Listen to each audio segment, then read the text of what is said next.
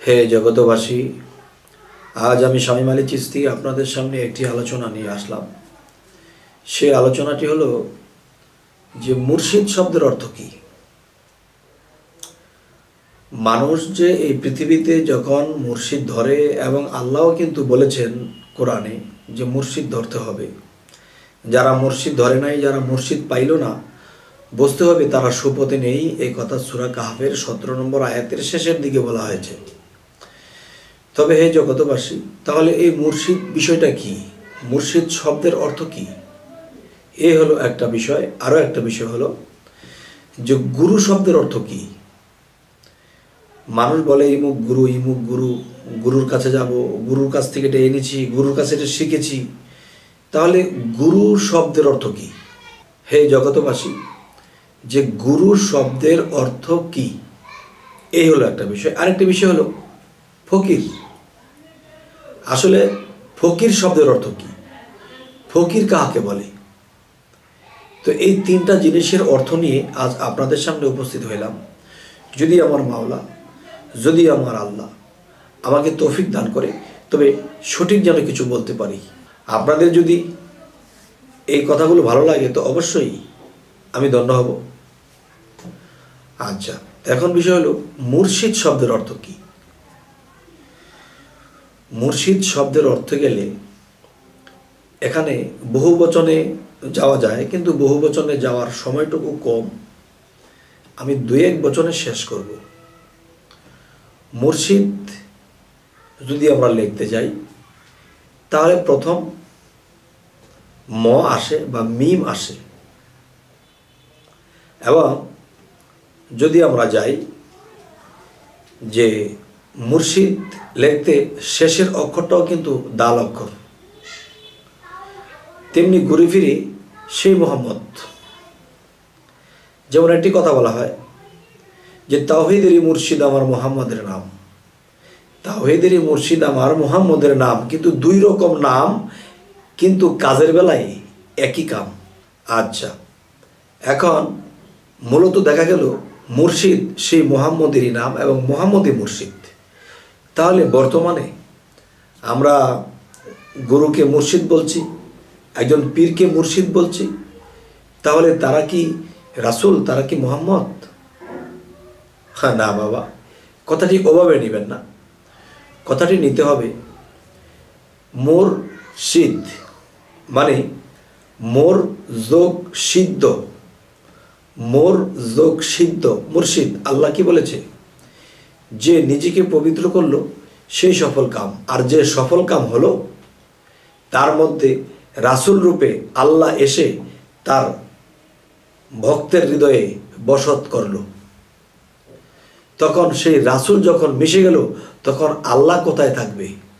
তখন রাসূলের সাথে তো আল্লাহ মিশে আছে। তখন 2 মিলে একাকার, যেরকম ঠিক 3 মিলে একাকার। তখন কি হলো? তখন তাওহীদেরই মুর্শিদ আমার মুহাম্মদের নাম, সে মুহাম্মদ রাসূল হয়ে যখন এসে গেছে, তখন আল্লাহ কিন্তু রাসূলের সাথে এসে গেছে। ঠিক তেমনি করে এই পৃথিবীতে যারা যে মুর্শিদ যে বিষয়টা যদি বুঝতে পারে যে মোর যোগ সিদ্ধ মুর্শিদ মানে যার কর্ম, আমল, দেহ, আত্মা সমস্ত কিছু সিদ্ধ করেছে। সিদ্ধ বলতে কি? পবিত্র করেছে। তখনই পীর, মুর্শিদ, খোদা 3 মিলে এক, না করিও জুদা, এক সুতায় বাঁধা। আবার 2 মিললেই একাকার। তাহলে তখন মুর্শিদ, রাসূল আর আল্লাহ 3 মিলিয়ে একাকার। এখন দেখা যায় আমি কি করলাম, যে একটা লাল রং, একটা সবুজ রং, একটা কালো রং বা একটা সাদা রং, এই 4টা রং আমি একাত্রে মিশ্রণ করেছি। মিশ্রণ করার পরে আরেকটা রং ধারণ করেছে। তাহলে কিন্তু এখান থেকে রং কিন্তু আর বের করা সম্ভব নয়, কেননা 4টা রং মিশে আরেকটি রং ধারণ করেছে। এরকম ভক্তের রূপ, এবং দেখা গেছে মুর্শিদ যিনি, তিনি আলাদা বিষয়। ভক্তের রূপ এবং পীরের রূপ, এই দুইটা রূপ যখন একাত্র করা হয় তখন এখান থেকে আরেকটা রূপ বের হয়। তো এখন এই রূপেও আল্লাহ আছে, ওই রূপেও আল্লাহ আছে, আবার এই রূপেও আল্লাহ আছে, কিন্তু তিনি যখন এক হয় তখন এখানে আরেকটা রূপ ধারণ করে, তখন সেই রূপ চিরস্থায়ী রূপ। তবে মুর্শিদ যে নিজেকে পবিত্র করল, দুই মিললে একাকার হলো, তখনই তিনি মুর্শিদ হলো। এ হলো মুর্শিদের সাবজেক্ট। এবার আসে গুরু কি। গুরু যে বিষয়টা, যেমন গুর রুহ, গুর অর্থ অন্ধকার, রুহ অর্থ আলো। তো এখন একজন গুরু মাটির দেহ নিয়ে, আর মুর্শিদ যিনি তিনি মাটির দেহের বাহিরে আছে এবং মাটির দেহেতেও আছে, দুই জায়গাতে। কিন্তু গুরু শুধু দেহ নিয়ে। যখন মৃত্যুবরণ করবে তখন তাকে আর গুরু বলা যাবে না। তিনি যদি কামেল লাভ করে থাকেন তাহলে তিনি মুর্শিদে পরিণত হবেন। আচ্ছা, গোর অর্থ অন্ধকার, মানব দেহটাই একটা অন্ধকার, এবং এই অন্ধকারের মধ্যে যে নিজেকে পবিত্র করেছে তখন সে পবিত্র রুহু তার মধ্যে বক্ষিত হয়েছে, তখন তিনি রুহ, তিনি গুরু হয়েছে। হে জগতবাসী, লম্বা করে বলতে গেলে সময়ের দরকার। তো জানি এই পৃথিবীর মানুষ এখন জ্ঞানীর সংখ্যাই বেশি। আমার এই শর্ট কথায় অবশ্যই বুঝে নিতে আপনারা সক্ষম। তবে যদি আরও দীর্ঘ করে বললে ভালো হয় তাহলে আমাকে কমেন্টে জানাবেন। পরবর্তীতে এই কথাগুলো আমি আরও দীর্ঘ করার চেষ্টা করব। আরেকটা বিষয় হলো ফকির। ফকির বিষয়টা কি? ফকির যে বিষয়টা,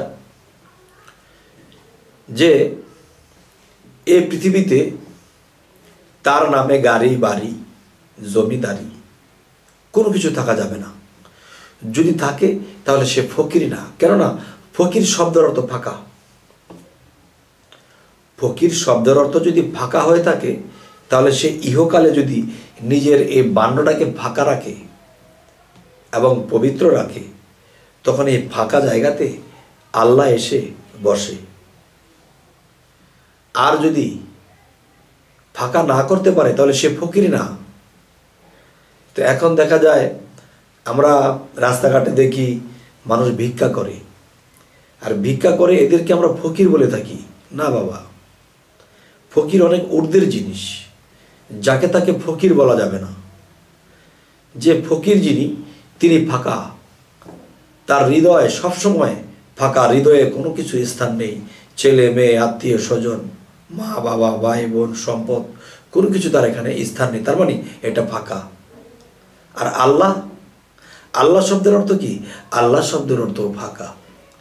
তাহলে ফকির শব্দের অর্থ যখন ফাঁকা, এই ফাঁকাটি হলো সে নিজেকে সমস্ত দিক দিয়ে শূন্য করে নিয়েছে, ফাঁকা হয়ে গেছে। আর আল্লাহ তিনি বায়ুতে ভাসমান করতে পারেন, তিনি পৃথিবীর বাহিরে পৃথিবীর ভিতরে অবস্থান করতে পারেন, তিনিও ফাঁকা। তখন সেই মহান আল্লাহ যিনি তিনি ফাঁকা, এই ফকিরের ফাঁকার মধ্যে এসে মিশে। যখন ফকিরের ফাঁকার মধ্যে এসে মিশে যায় তখন দুই মিললে একাকার হয়ে যায়। তখন কি হয়? এই ফকির সাধারণ কোনো মানুষ থাকে না, তখন তিনির সাথে যদি আল্লাহ বিলীন হয়ে যায় তার মধ্যে পার্থক্য থাকে না। যেমন কোরআনে কিছু জায়গায় আল্লাহ বলেছেন, তোমরা আমার রাসূল হইতে আমাকে কখনো পার্থক্য করিও না। রাসূলের হাত পা চোখ নাক কান বাক্য সমস্ত কিছু আমার। রাসূল আমার রাসূল, রাসূলের আমি আমার রাসূল। তাহলে দুই মিললে একাকার। হে জগতবাসী, জানি না আজকের আলোচনা আপনাদের কেমন লাগলো। তবে যদি আপনাদের কাছে ভালো লাগে এই আলোচনাগুলো তো অবশ্যই সাবস্ক্রাইব করুন। পরবর্তীতে আমাদের ভিডিওগুলো আপনাদের কাছে পৌঁছে যাবে।